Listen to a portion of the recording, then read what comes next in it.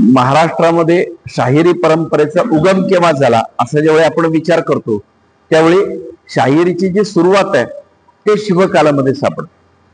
छत्रपती शिवाजी महाराजांनी अफजल खानाला मारल्यानंतर राजमाता जिजाऊंनी अज्ञानदास नावाच्या एका शाहिराला बोलून घेतलं की जो शिवाजी महाराजांच्या सैन्यात काम करतो, तो एक शिपाई गडी आहे, त्याला बोलून घेतलं आणि त्याला सांगितलं की शिवाजी महाराजांनी केलेला पराक्रम साऱ्या दुनियेला कळायचं असेल तर तू हा सगळा पराक्रम पोवाड्याच्या माध्यमातून सर्वांसमोर गा. असं सांगितल्यानंतर मासाहेबांची आज्ञा म्हणून त्यांनी अफजल खान वधाचा पोवाडा लिहिला. हा आपल्याकडचा प्रत्यक्षदर्शनी पहिला पोवाडा आहे. म्हणजे दृश्य स्वरूपामध्ये जे आता आपल्याकडे लिखित स्वरूपामध्ये आहे तो अज्ञानदासाचा पोवाडा आहे. आपल्यात एक ज्येष्ठ साहित्यिक आहेत आमचे स्नेही आणि मित्र प्रभाकर ओव्हाळ, त्यांनी अज्ञानदासाचं चरित्र लिहिलेलं. जर समजा कोणाला त्याच्यात आणखीन रस असेल तर अज्ञानदासाचं चरित्र आपल्याला तिथे तुम्हाला पाहायला मिळेल. या शाहिरानं प्रत्यक्ष छत्रपती शिवाजी महाराजांच्या समोर हा पोवाडा दरबारात सादर केला आणि हा पोवाडा सादर केल्यानंतर त्या शाहिराला शेरभर सोन्याचा तोडा आणि बसायला घोडा मिळाला असा उल्लेख तो शाहीर त्याच्या कवनामध्ये करतो. शाहिराने त्याच्या कवनात शेवटी त्याचा उल्लेख केलेला आहे की मला शेरभर सोन्याचा तोडा दिला. आणि तेव्हापासून शाहिरी या कलेला राजाश्रय प्राप्त झालेला आहे. राजाश्रय मिळणारी ही कला म्हणजे सुरुवात झाली आणि तिला राजाश्रय मिळाला हे मात्र सत्य आहे. बरं, जिजाबाईंनी हा पोवाडा का लिहायला लावला किंवा गायला लावला त्याच्या मागचं जे कारण आहे ते खूप छान आहे. जिजाबाईंना माहिती होतं की आपल्या राजाचा वचक सगळीकडे असला पाहिजे, म्हणजे मग तो आपल्याही लोकांवर असला पाहिजे, आपल्या शत्रूवरही असला पाहिजे आणि आपल्या हितशत्रूवरही असला पाहिजे. हितशत्रू हा कसा असतो, तो राहायला आपल्याच घरात असतो काय, पण आपल्याला तो कळतच नाही. पण त्यांना देखील तो धाक बसावा की शिवाजी महाराजांनी अफजल खानाला कसं मारलं या सगळ्या गोष्टीचा धाक बसावा आणि जेणेकरून आमच्या शत्रूला अंगावर येण्यापूर्वी कळलं पाहिजे की शिवाजी महाराज काय साधे सुधे नाहीत. यासाठी या पोवाड्याचं लिखाण करून घेतलं आणि हा पोवाडा सादर झाला. मग त्यांनी गावोगावी जाऊन हा पोवाडा सादर केला असा उल्लेख आपल्याकडे सापडतो. मग पोवाडा हा याच काळात सापडतो का? नाही, त्याच्या अगोदर देखील पोवाड्याचा उल्लेख. प्रत्यक्ष ज्ञानेश्वर महाराज असं म्हणतात ज्ञानेश्वरीमध्ये, तुवा संग्रामो हरिजंतीला निवात कवचाचा टाहो फोडिला पवाडा तुवा केला गंधर्वास. ज्ञानेश्वर माऊली म्हणतात. जर ज्ञानेश्वर महाराज म्हणतात तर आपल्याकडे भाषा म्हणून ज्ञानेश्वर माऊलींना आपण प्रमाण मानतो. त्यामुळे त्यांनी लिहिलेलं आहे, त्यामुळे त्या काळामध्ये पोवाडा असणार आहे. पण आपली वृत्ती काय आहे, आपण चक्षुर्वै सत्यम असं मानतो. म्हणजे बाप दाखव नाही तर श्राद्ध झालं अशी आपली पद्धत आहे. आपल्याला ते दाखवलं पाहिजे, बाप दाखवू शकत नाही, त्यावेळेचा पोवाडा आपल्याकडे उपलब्ध नाही म्हणून ती गोष्ट आपण मान्य केली की त्या काळामध्ये पोवाडा असणार आहे. पण मग पोवाडा सापडला पहिला इथे आणि मग इथनं पोवाडा या परंपरेचा उगम झाला. मी तुम्हाला परवाच्या व्याख्यानामध्ये सांगितलं होतं की शाहिरीमध्ये रसात्मक विचार पडतात. त्यातला वीर रस प्रधान ही शाहिरी जी आपण शिकणार आहोत. एक शृंगार रसाला वाहिलेली शाहिरी आहे, तिसरी भक्ती रसाला वाहिलेली शाहिरी की जिला कलगीतुराची शाहिरी म्हणतात, चौथी शाहिरी म्हणजे दांगटी शाहिरी आणि पाचवी शाहिरी म्हणजे भारतरत्न डॉक्टर बाबासाहेब आंबेडकर यांच्या विचाराचा प्रचार आणि प्रसार करण्यासाठी निर्माण झालेली आंबेडकरी जलसा किंवा शाहिरी जलसा. असे 5 ढोबळमानानं प्रकार आपण या सगळ्या प्रकारामध्ये मानूया.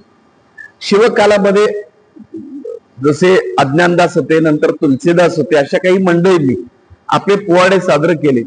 पण शिवकालातले पोवाडे आपल्याला कमी सापडतात. मग त्या मानानं पेशवाईमध्ये खूप पोवाडे सापडतात. पेशवाईच्या काळामध्ये अनेक शाहिरांनी पोवाडे लिहिले, पण पेशवाईच्या काळामध्ये शृंगार रसाची असलेल्या लावणीला विशेष बहर आला. त्यावेळी अनेक शाहिरांनी आपली कवनं लिहिली आणि पेशव्यांच्या दरबारामध्ये त्यांना विशेष मान मिळाला. म्हणजे त्या काळातला होनाजी बाळा अशी एक जोडी होती. होनाजी एक होता आणि बाळा एक होता. की जे उत्तम शृंगारिक लावण्या लिहायचे, त्यांनी केलेल्या कामाबद्दल पेशव्यांनी त्यांना पर्वतीपासून पुढची जमीन इनाम दिली होती. काय त्याचा उल्लेख दप्तरी सापडतो. म्हणजे होनाजी बाळा म्हणजे आपल्याला सगळ्यांना माहिती आहे. कळी घनश्याम सुंदरा, घनश्याम सुंदरा श्रीधरा, अरुणोदय झाला उठील वकारे वनमाळी, वनमाळी उठील वकारे वनमाळी, उदया तळे मित्र आला, घनश्याम सुंदरा. ही भूपाळी लिहिणारे होनाजी बाळा, त्यांनी ती भूपाळी लिहिली. अनेक समाजाचे, अनेक जातीचे, धर्माचे, वेगवेगळ्या प्रकारचे कलावंत हे त्या काळामध्ये होऊन गेले. म्हणजे सगन भाऊ म्हणून जेजुरीचे कलाकार होऊन. एक सगन होता, एक भाऊ होता. सगन मुस्लिम होते आणि भाऊ मातंग समाजाचे. पण अशा जोडगोळ्या देखील त्या काळामध्ये, म्हणजे सगन भाऊंनी देखील अनेक लावण्या लिहिल्या. त्यांच्या लावण्या खूप मोठ्या प्रसिद्ध आहेत. आजही जेजुरीमध्ये त्यांच्या नावाने खूप मोठा महोत्सव भरवला जातो सगन भाऊंच्या पुण्यतिथीला जेजुरीमध्ये. अशा वेगवेगळ्या शाहिरांनी त्यांचं योगदान देत राहिले. आणि मग त्याच्यानंतर जे आलं ते स्वातंत्र्याचं युद्ध आलं. 1857चा लढा असेल, स्वातंत्र्याचं युद्ध असेल. मग या काळामध्ये देखील शाहिरीला विशेष महत्व प्राप्त झालं. त्याच दरम्यान महात्मा ज्योतिबा फुलेंसारख्या समाज सुधारकानं या विषयाकडे लक्ष दिलं आणि त्यांनी कुळवाडी भूषण असं शिवाजी महाराजांवरचा एक पोवाडा लिहिला. खूप प्रदीर्घ पोवाडा त्यांनी लिहिलेला. त्याच पद्धतीने स्वातंत्र्यवीर सावरकरांनी देखील पोवाडा लिहिला. म्हणजे हे विचारवंत मंडळी, पण या विचारवंत मंडळींना देखील वाटलं की या विषयाकडे जर पोहोचायचं असेल तर आपल्याला शाहिरी हे माध्यम सांगा. लोकमान्य टिळकांनी हा विषय ओळखला आणि लोकमान्य टिळकांनी त्यावेळी मेळ्यांची निर्मिती केली. म्हणजे मेळे हे समाजामध्ये मेळ्यातले कलाकार वेगवेगळ्या ठिकाणी जाऊन कार्यक्रम करायचे आणि त्या कार्यक्रमात काय करायचे, समाज प्रबोधन करायचे. आणि समाज प्रबोधन म्हणजे तरी काय करायचे, तर ते फक्त लोकांना एवढंच सांगायचे की स्वातंत्र्य आपल्याला मिळालं पाहिजे, त्यासाठी ते कार्यक्रम. मग त्याच्यासाठी कीर्तन व्हायचं, गाणी व्हायची, पोवाडे व्हायचे.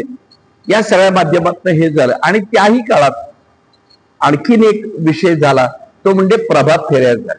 म्हणजे शाहिरी सारखी देशभक्तीनं ओतप्रोत गीत ही लिहिली गेली आणि त्यातनं देखील भारतीय स्वातंत्र्याच्या युद्धाचा प्रचार झाला. एक उदाहरण आवर्जून सांगतो. महाराष्ट्राच्या परंपरेमध्ये एक ज्येष्ठ शाहीर होऊन गेले, त्यांचं नाव शाहीर जंगम स्वामी म्हणून. संयुक्त महाराष्ट्र लढ्यामधले ते शाहीर होते. ते जंगम स्वामी एकदा, म्हणजे ते मूळचे वारकरी कीर्तनकार. त्यांचं पंढरपूरच्या वाळवंटामध्ये कीर्तन चाललं. कीर्तनाच्या फडात ते उभे होते, कीर्तन चालू होतं आणि कीर्तन संपल्यानंतर एका मोठ्या त्या काळच्या नेत्यानं त्यांच्या पाठीवर थाप दिली आणि त्यांना सांगितलं, आता हे टाळ दास म्हटले, इथे थांबा महाराज तुम्ही. म्हणले मी काय करू? नाही म्हणले, हातात डब घ्या आणि स्वातंत्र्यासाठी प्रचार प्रसार कर. शाहीर जंगम स्वामींना सांगणारे हे कोण होते? क्रांतिसिंह नाना पाटील. यांना आपण पत्री सरकार ज्यांनी निर्माण केलं, प्रति सरकार असा शब्द, पण आपल्याकडे आपण पत्री सरकार असं वापरतो. त्या पत्री सरकारचे जे मुख्य त्या क्रांतिसिंह नाना पाटलांनी शाहीर जंगम स्वामींना सांगितलं की तुम्ही आता काम देशाच्या स्वातंत्र्यासाठी केलं पाहिजे. आणि मग त्यांनी स्वातंत्र्य प्राप्तीसाठीच्या प्रचारासाठी म्हणून पुढचं आपलं आयुष्य वेचलं. आणि त्या दरम्यान त्यांनी मराठीतही पोवाडे लिहिले आणि कन्नडमध्ये देखील लिहिले. एक शाहीर ते असेल की ज्यांनी कानडीमधनं देखील पोवाडे लिहिले आणि ते गावोगाव फिरून ते गायले. त्यांची स्वतःची एक वेगळी शैली होती. अत्यंत मोठा शाहीर, म्हणजे महाराष्ट्रामध्ये मला जी काही दिग्गज मंडळी बघायला मिळाली, मला त्यातलं मोठं नाव ते. आणि सगळ्यात महत्वाचं म्हणजे मला त्यांचा सहवास खूप मिळाला. ते माझ्या घरी अनेक दिवस येऊन राहायचे, म्हणजे 8-8 दिवस ते येऊन माझ्याकडे निवांत राहायचं. म्हणजे माझ्याकडे राहायचे हा मोठेपणा नाही, पण एवढं मोठं वादळ माझ्याकडे असायचं याच्यासारखं नशीब नाही. म्हणजे जंगम स्वामींचं वैशिष्ट्य सांगायचं तर ते 1935 साली फर्ग्युसन महाविद्यालयातनं इंग्रजी विषय घेऊन BA झालेले होते. 1935 साली. जर त्यांनी म्हटलं असतं कलेक्टरची देखील नोकरी त्यांना मिळाली असती, पण काही भानगडीत पडले नाही. हातात डब घेऊन आयुष्यभर गात राहील. स्वतःचा कुठल्याही प्रपंचाची काळजी केली नाही. अत्यंत फकीर माणूस, आणि सगळं आयुष्य त्यांनी शाहिरीसाठी वेचलं. सुरुवातीला स्वातंत्र्य लढा, त्याच्यानंतर संयुक्त महाराष्ट्राचा लढा, आणि त्याच्यानंतर भारतरत्न डॉक्टर बाबासाहेब आंबेडकरांच्या विचारांचा प्रचार प्रसार करण्यासाठी त्यांनी आयुष्य घालवलं. बाबासाहेब त्यांच्याकडे घरी यायचे. आणि आणखीन वेगळा विषय आवर्जून सांगतो की ते बाबासाहेबांचे इतके भक्त झाले की त्यांनी स्वतःचा धर्म सोडून बाबासाहेबांच्या अनुज्ञेने बौद्ध धर्माचा देखील स्वीकार केला. म्हणजे इतक्या पद्धतीने त्यांनी बाबासाहेबांच्या विचाराला वाहून घेतलं. म्हणजे बाबासाहेबांच्या विचाराचा प्रचार प्रसार जसं वामनदादा कर्डकांनी केला. शाहीर वामनदादांचं एक नाव असं की ज्यांनी तुफानातले दिवे रे आम्ही तुफानातले दिवे हे गीत ज्यांनी लिहिलं, त्यांनी देखील बाबासाहेबांच्या विचाराचा आयुष्यभर प्रचार प्रसार करण्याचं काम केलं. पण आपण स्वातंत्र्य लढ्यापर्यंत आलो होतो, आणि मग स्वातंत्र्य लढ्यानंतर त्या काळात देखील अनेक मान्यवर शाहिरांचं उदयाला आले. आणि त्याच्यानंतरची जी शाहिरी ती म्हणजे संयुक्त महाराष्ट्राच्या लढ्यासाठी निर्माण झालेली. आणि मग त्या शाहिरीमध्ये लोकशाहीर अण्णाभाऊ साठे असतील, अमर शेख असतील, शाहीर द.ना. गव्हाणकर असतील, आत्माराम पाटील असतील, आमचे शाहीर जंगम स्वामी आहेत, वसंत बापट आहेत, त्याच्यानंतर लीलाधर हेगडे आहेत. अशा अनेक शाहीर मंडळींनी त्या कामामध्ये खूप मोठं योगदान दिलं आणि संयुक्त महाराष्ट्राचा लढा उभा राहिला. आता आपल्या लोकांना संयुक्त महाराष्ट्राचा लढा हा तसा माहिती काहीच नाही. काय त्यावेळी गुजरात आणि महाराष्ट्र हे एकत्र होत, आणि गुजरात आणि महाराष्ट्राची विभागणी करायची ठरलं. काय आणि मग ती मुंबई राज्य असतं ते होतं त्यावेळी. आणि मग ते करत असताना मुंबई गुजरातला द्यायची आणि महाराष्ट्र वेगळा करायचा, असं त्यावेळेचे पंतप्रधान माननीय मोरारजी देसाई यांच्या डोक्यातला तो विषय होता. आणि त्यांनी तशी पावलं टाकायला सुरुवात केली. मग मराठी माणूस खडबडून जागा झाला. प्रख्यात्रे, प्रबोधनकार ठाकरे अशा अनेक मंडळींनी की जे तसे मूळचे यांचे अण्णा डांगे वगैरे की जी समाजवादी मंडळी, ते सगळे एकत्र आली आणि त्यांनी ठरवलं की मुंबई महाराष्ट्रापासून वेगळी होतं कामा. कारण मुंबई हा आपला प्राण आहे, लक्षात घ्या. ह्या आर्थिक नाडी आहे. खरं तर देशाची देखील आर्थिक नाडी मुंबईत आहे. आपण मुंबईच्या बाबतीत असं म्हणतो की मुंबईत माणूस उपाशी मरत नाही, असं आपल्याकडे एक नेहमीचा शब्द वापरला जातो. ही सत्यस्थिती. मुंबईमध्ये माणसाला जगवलंच जातं आणि ही आर्थिक महाराष्ट्राचं सगळं अर्थकारण तिथनं निर्माण होत असतं. त्यामुळे मुंबई महाराष्ट्रापासून पळून द्यायची असा मोरारजींचा जरा एक प्लॅन होता. पण आपल्या लोकांनी तो सगळा मोडीत काढला आणि ते काढण्यासाठी सगळ्यात कारणीभूत कोण ठरले तर शाहीर आहेत. प्रख्यात्र्यांनी एक ठिकाणी म्हटलंय, आमच्यासारख्यांनी शेकडो भाषणं जरी केली असतील आणि त्याच्यानंतर एखाद्या शाहिरानं जर कार्यक्रम केला असेल तर त्याचा प्रभाव हा आमच्या भाषणापेक्षा जास्त पडतो.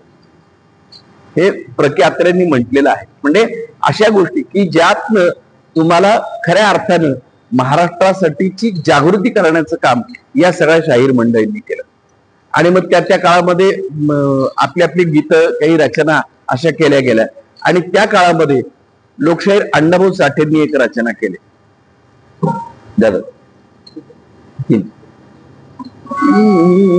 माझे मैना गावावर राहिली, माझ्या जीवाची होती काही, माझी मैना गावभर राहिली माझ्या दीपाची होती काही माझी मैना गावभर राहिली माझ्या दीपाची होती काही माझी मैना माझी मैना माझी मैना माझी मैना माझी मैना गावभर राहिली माझ्या दीपाची होती काही माझी मैना गावभर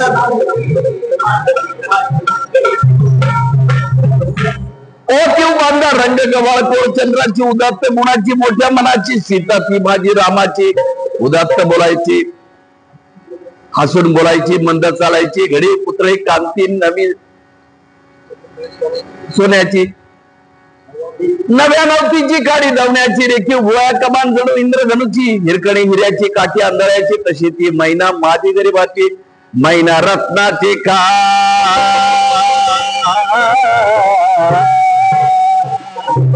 मैना रत्नाची खाड माझा जीवाची फाड नसे सुखाला वाढ नसे सुखाला वाढ तिच्या गोडाची चक्कर बिगायली तिच्या गोडाची चक्कर बिगायली माझ्या जीवाची माझी मैना गावभर राहिली माझ्या जीवाची होती या कायली माझी मैना गावभर राहिली माझ्या जीवाची होती या कायली. उत्तम वर्णन त्यांनी या लावणीमध्ये महाराष्ट्राचं केलेलं.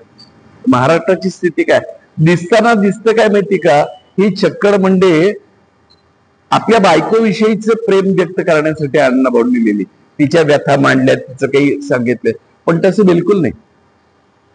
संयुक्त महाराष्ट्राच्या लढ्यामध्ये बेळगाव, कारवार, डांग, निपाणी, उंबरगा या सगळ्या ठिकाणी महाराष्ट्राची सत्ता आणि महाराष्ट्रापासून ते लांब गेले.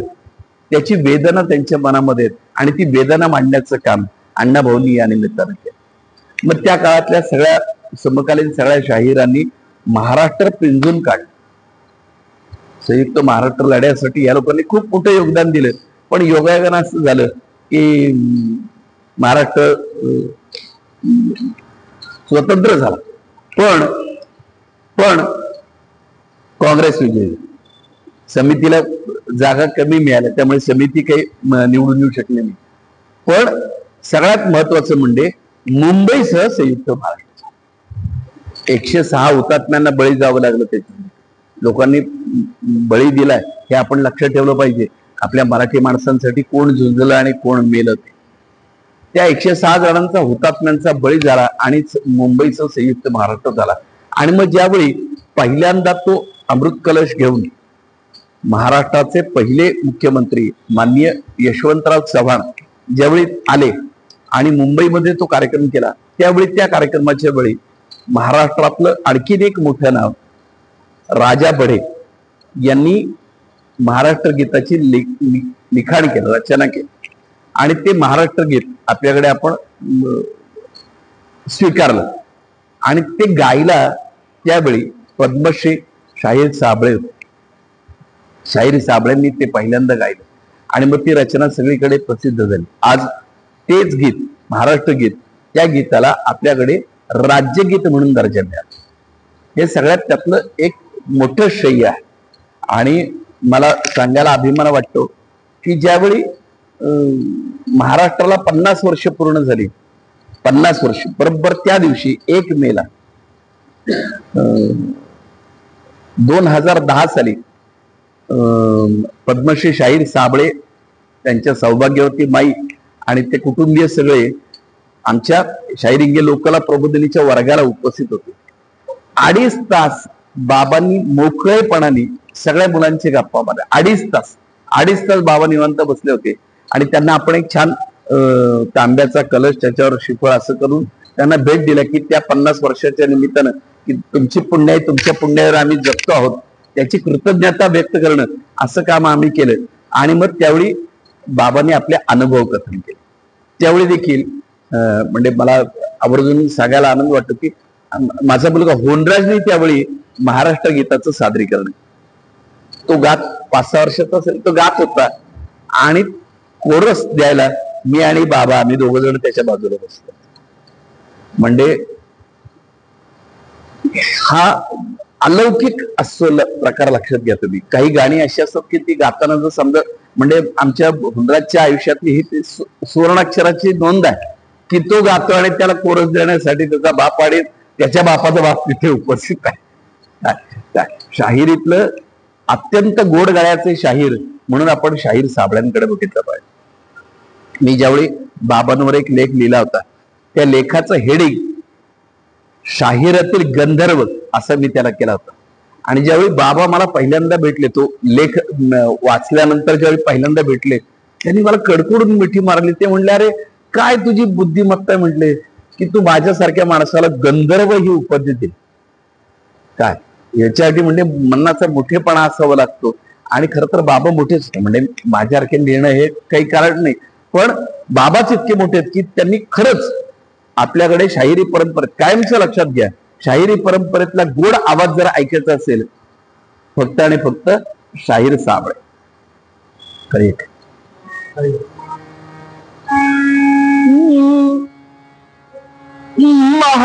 महाराष्ट्र माझा गरजा महाराष्ट्र माझा जय जय महाराष्ट्र माझा गरजा महाराष्ट्र माझा जय जय महाराष्ट्र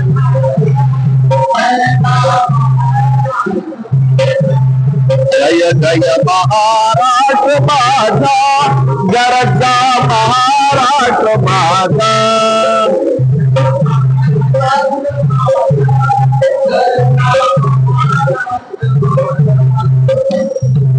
रे बाबरदा कृष्णतोयना भद्रा गोदावरी एकपणाचे परती पाणी मातीच्या घागरी. रे बाबरदा कृष्णतोयना भद्रा गोदावरी एकपणाचे परती पाणी मातीच्या घागरी. भीमथडीच्या तटालाया भीमथडीच्या तटालाया यमुनेचे पाणी पाद जय महाराष्ट्र माझा जय जय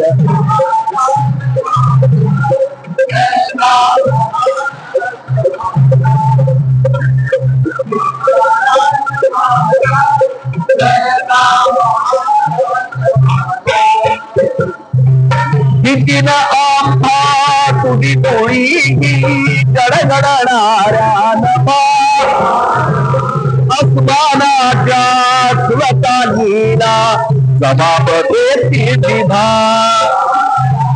कितीन आंबा तुझी डोळी गडगडणाऱ्या नभा अस्मानाच्या सुलतानीला जबाब देती दिभा.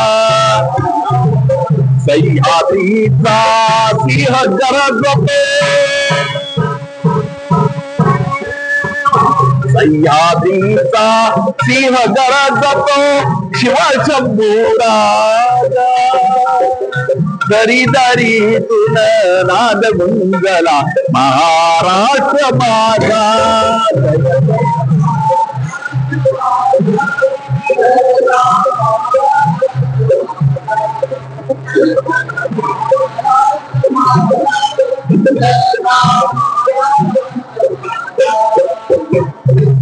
काळ्या छातीवरी चोरही अभिमानाची देव गुलाबी मनगटे खेळती खेळती वगेरी. काळ्या छातीवरी चोरही अभिमानाची देव गुलाबी मनगटे खेळती खेळती वगेरी. दारिद्र्याच्या उन्हात शिजला निफळाच्या घामाने भिजला देश गौरवाचा किती झाला.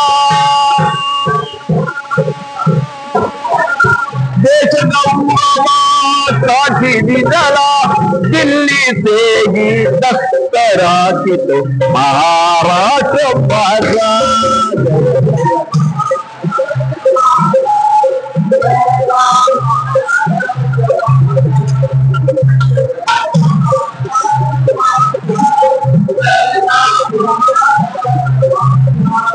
जय जय महाराष्ट्र माझा.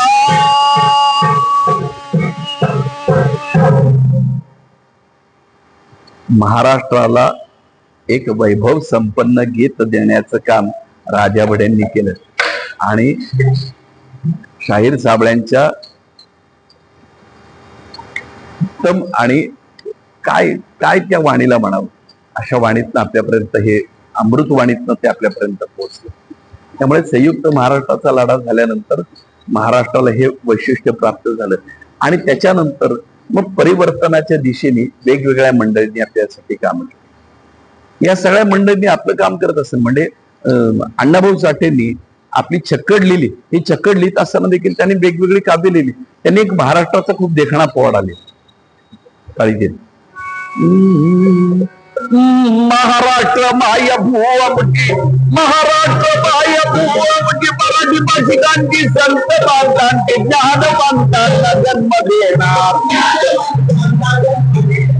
ज्ञानवंतांना जन्म देणार नररत्नांचं दिव्य भांडार नररत्नांचं दिव्य भांडार समरधीर घेत ते अवतार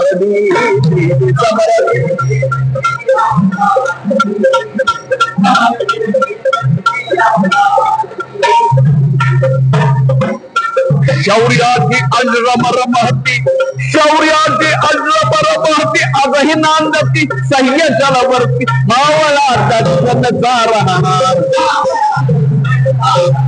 मावळा दर्शनचा राहणार स्वाभिमानार्थ जिनर जगणार स्वाभिमानार्थ जिनर जगणार मराठा मानी आणि दिलदार देवी मराठा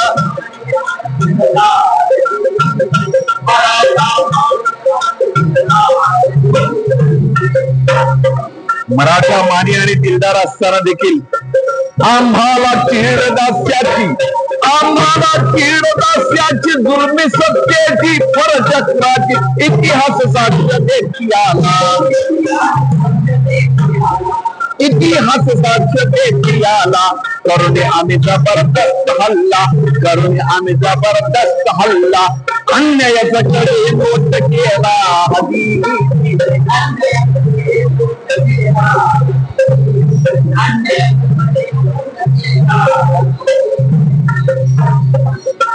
ही अवनी आदिवाशांची ही अवनी आदिवाशांची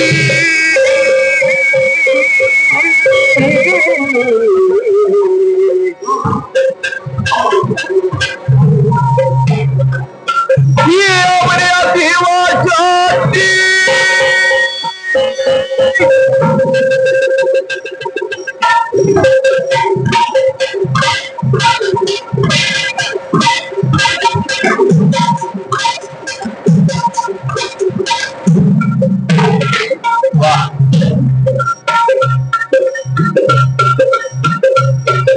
अवनी आदिवाशांची कोळी बिल्लाची बाजाराची कैक जातींची प्राणाहून प्यार कैक जातींची प्राणाहून प्यार परंपरा असे ज्यांची अपार परंपरा असे ज्यांची अपार पुढे जाईल तीच गाणार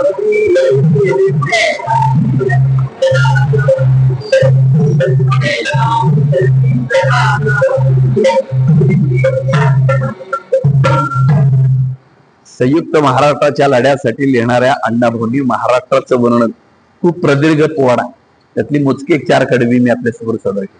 पण एक प्रदीर्घ पोवाडा या निमित्तानं अण्णाभाऊंनी लिहिला आणि महाराष्ट्राचं सगळं वर्णन त्यांनी या सगळ्या ह्याच्यातनं लिहिलं. खरं तर अण्णाभाऊंच्या बाबतीत मला नेहमी असं वाटतं की अण्णाभाऊंनी लिहिलेल्या पोवाड्यांचं रसग्रहण खूप कमी केलं गेलं. अण्णाभाऊंच्या साहित्यावरच खूप चर्चा झाली. तर ते शाहीर म्हणून त्यांनी केलेले जे योगदान आहे त्याच्याविषयी जास्त काही बोललं जात नाही अशी वेदना मात्र कायम आमच्या मनामध्ये आहे. आणि हे सगळं करत असताना भारतीय स्वातंत्र्य लढा संयुक्त महाराष्ट्र या सगळ्या शाहीर मंडळींनी आपल्या आपल्या पद्धतीने लिखाणाचं स्वतःचं अस्तित्व निर्माण केलं. आणि याच्यातलं एक ज्याला आम्ही सरस्वती पुत्र असं म्हणतो, तो आमच्यातला सगळ्यात मोठा शाहीर म्हणजे शाहीर आत्माराम पाटील. आत्माराम पाटलांची लेखणी ही अत्यंत देखणी लेखणी, म्हणजे शब्द किती ताकदीने वापरावं याचं उत्तम उदाहरण म्हणजे आत्माराम पाटील. आत्माराम पाटलांनी खूप काव्य लिहिलं विस्तृत, म्हणजे शाहिरीमध्ये सगळ्यात जास्त लिखाण हे माझ्या दृष्टीने, एखाद्या वेळी कोणी खंडनही करू शकतो, पण सगळ्यात जास्त लिखाण हे शाहीर आत्माराम पाटलांनी लिहिलंय. त्यांचं शब्दबद्ध केलेलं काव्य प्रकाशित आहे, त्यांचं काव्याच्या काव्यात आत्मचरित्र सगळं प्रकाशित आहे आपल्याकडे. आत्माराम पाटलांनी एक मुद्रा लिहिलं, त्या मुद्र्यात ते म्हणतात, घ्यावा दादांनो घ्यावा मातांनो आत्मारामाच्या मुजऱ्याचा मान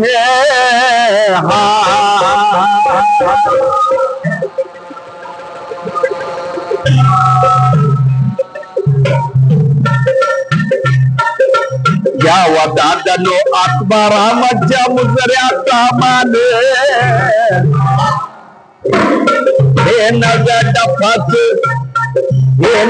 डफाच नवतून पुन्हा पडण आलाय दादा रे दिलवरी दादा रे दिलवरी.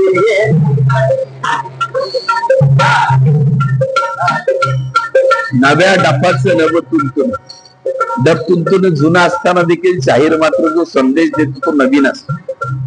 काळ बदलला तसा शाहीर बदलला, शाहीर बदलला तशी त्याची लेखणी बदलली. काळ कसा बदलला, तो तलवारीचा छत्रपतीचा काळ संपला आला अग्निबाण. त्या पाकिस्तान धिंगाणा घातलाय नेमूस जाताने.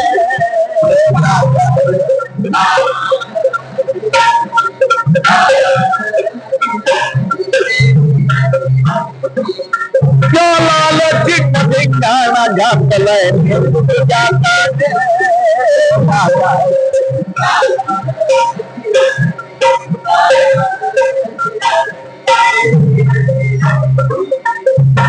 ज्यांना आम्ही मित्र राष्ट्र म्हणतो असे पाकिस्तान आणि चीन भारताची लचक तोड करायला प्रत्येक वेळी आव असून पुढे असत.